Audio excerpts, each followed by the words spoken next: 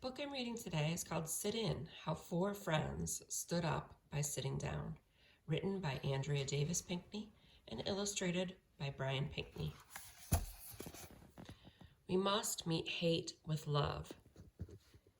These were Dr. Martin Luther King Jr.'s words that got them started. Four hungry friends eager to eat each took a seat at the Woolworth's lunch counter in Greensboro, North Carolina. David, Joseph, Franklin, and Azal sat quiet and still with hearts full of hope. With Dr. King's words strong and close, they were college students with a plan. It was February 1st, 1960.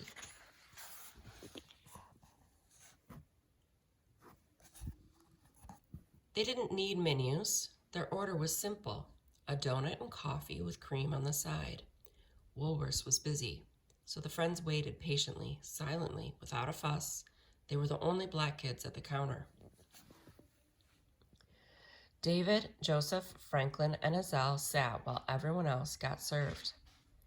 They first were treated like the hole in a donut, invisible. Others tried to ignore them. The waitress watched and refused them. This was a sign of the times: whites only. This was the law's recipe for segregation. Its instructions were easy to follow. Do not combine white people with black people. Segregation was a bitter mix. Now it was the friends' turn to ignore and refuse. They ignored the law and refused to leave until they were served. Those kids had a recipe too, a new brew called integration. It was just as simple: combine black with white to make sweet justice.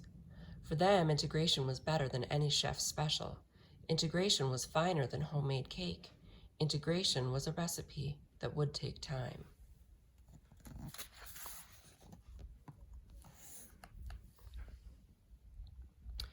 So David, Joseph, Franklin, and Azal sat quiet and still with hearts full of hope, with Dr. King's words strong and close. Be loving enough to absorb evil. They sat straight and proud and waited and wanted a donut and coffee with cream on the side. After sitting and waiting and wanting, a police officer came, but the four friends wouldn't leave. The police officer didn't know what to do. The students were doing nothing wrong. No crime in sitting, no harm in being quiet, no danger in looking hungry. The officer left the lunch counter without doing anything. The Woolworths man turned off the lights and he announced, "Woolworths is closed." So the customer left, including the four friends, who went home to dinner, where they were served first.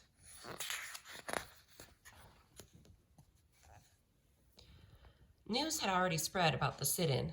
David, Joseph, Franklin, and Azal got their names in the paper. The next day, February 2nd, 1960, more students showed up at the lunch counter. Sitting still for what was right, no reservations needed at Woolworth's. The students seated themselves. They were dressed in their best clothes. They were polite and determined.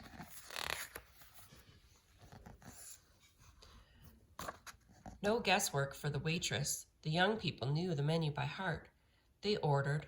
No food came, so they sat in silence and waited and wanted a donut and coffee with cream on the side.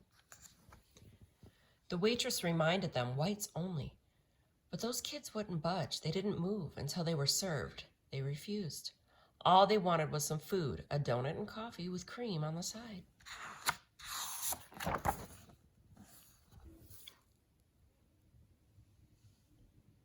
To pass the time, the students read their school books. They wrote in their journals. They finished their homework. They didn't need to read the menu, so they studied for tomorrow's test.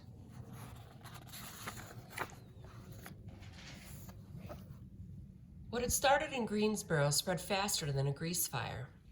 There were lunch counter protests in Hampton, Virginia, Nashville, Tennessee, Montgomery, Alabama, Atlanta, Georgia, and many other southern towns.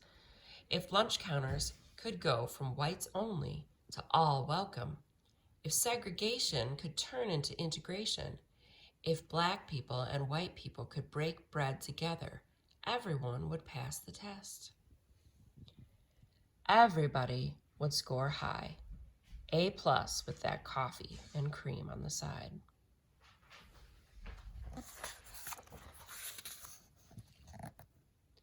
But many folks were not motivated to make that grade. As the sit-ins grew, angry people gave the students a big dose of hatred, served up hot and heaping. Coffee poured down their backs, milkshake flung in their faces, pepper thrown in their eyes, ketchup not on the fries, but dumped on their heads. They yelled at the students, "We don't serve your kind. Go home. Goodbye." The students wanted to lash out, but they couldn't. They wanted to strike back, but they didn't. Sitting still was so hard. Practicing peace, while others showed hatred, was tougher than any school test.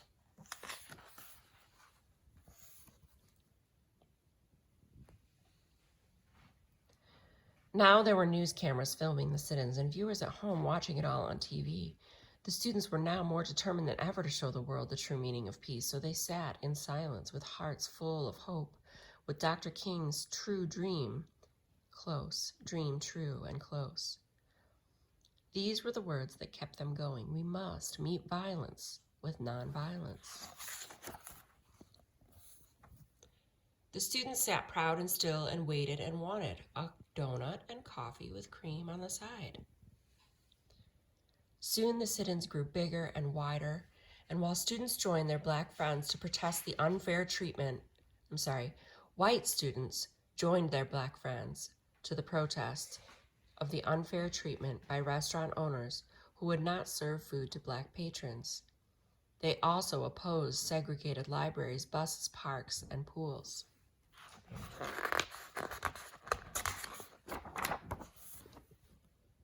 With so many students gathered, people got scared there would be fighting.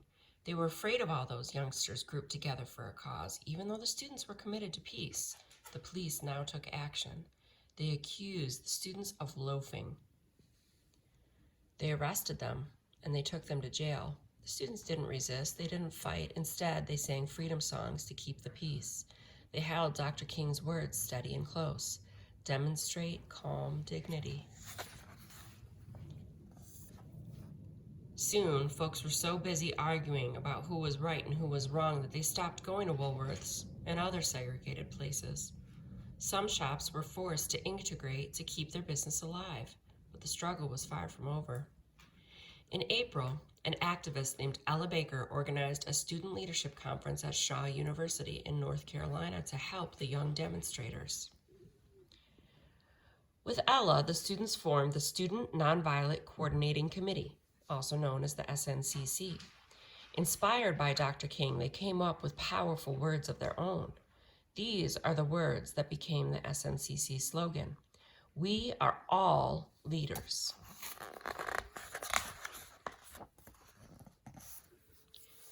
When President John F. Kennedy got a taste of SNCC's integration, he didn't sit in, he stepped in.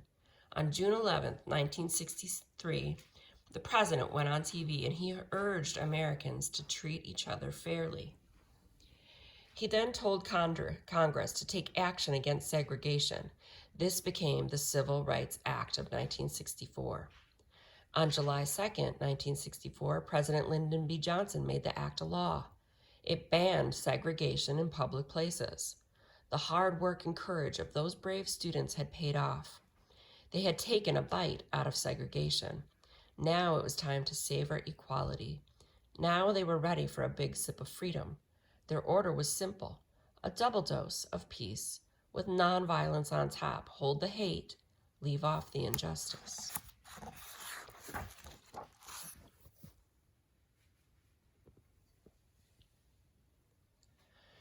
Now the students had the right recipe for integration. The steps were easy to follow. 1, start with love. 2, add conviction. 3, season with hope.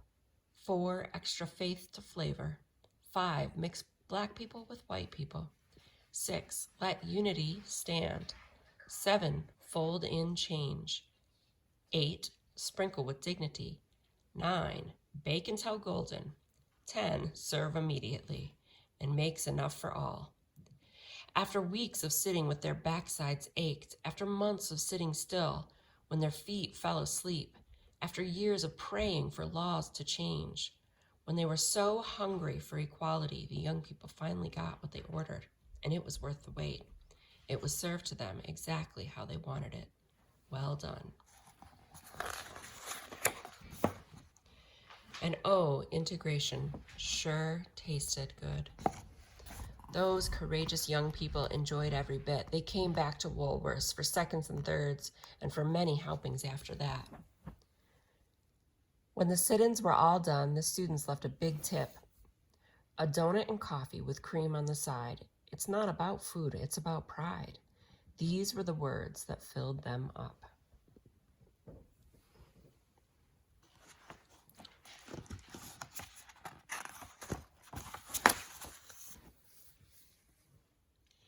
The Civil Rights Timeline. The Greensboro sit-ins were one of many events that comprised a time in America's history known as the Civil Rights Movement, a series of happenings in which people came together to end racial discrimination. Here is a timeline of important civil rights moments that came before and after the Greensboro sit-ins, and that led to equality among people.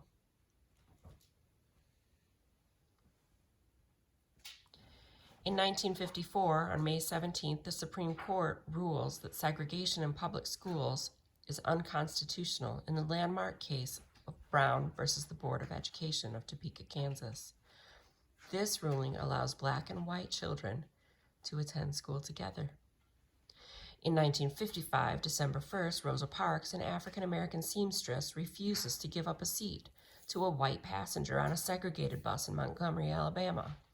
Rosa's bravery sparks the Montgomery bus boycotts, during which African-American citizens refused to ride city buses for more than 1 year. On December 21st, 1956, buses become desegregated after a Supreme Court ruling. Between January and February of 1957, Dr. Martin Luther King Jr. helps establish the Southern Christian Leadership Conference, the SCLC, and becomes its first president. The SCLC serves as a driving force in the civil rights movement, using nonviolence as its basis. In September of that year, 9 Black students in Little Rock, Arkansas, enroll in Central High School, despite being barred from entry by Arkansas Governor Orville Faubus. When President Eisenhower sends in the National Guard, the students who come to be known as the Little Rock Nine are allowed to enter. In 1960, February 1st, the Greensboro sit-ins begin. In April is when Ella Baker helps found the Student Nonviolent Coordinating Committee at Shaw University. And between July 25th and 26th, Woolworth's in Greensboro is desegregated. In 1961, May 4th, the Freedom Rides started, when more than 1,000 student volunteers, both Black and white, travel on buses throughout the South to test laws that prohibit segregation.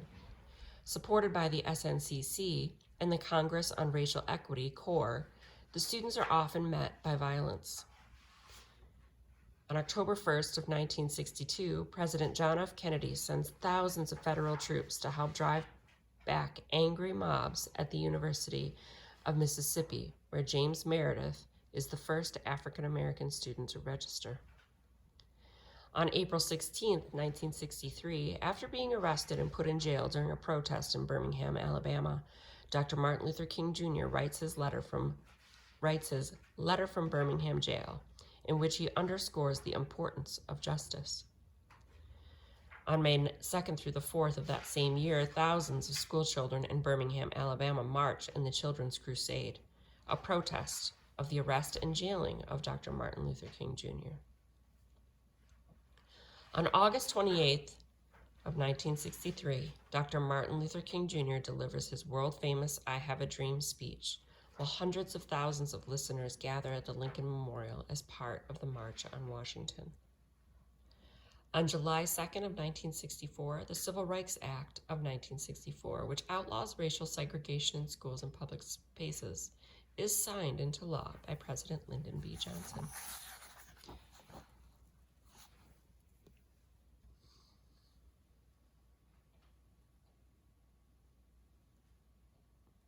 A final helping. I won't read this story, but it goes into greater detail about the sit-ins and the other demonstrations that allowed for the passing of the Civil Rights Act and continued work toward racial justice.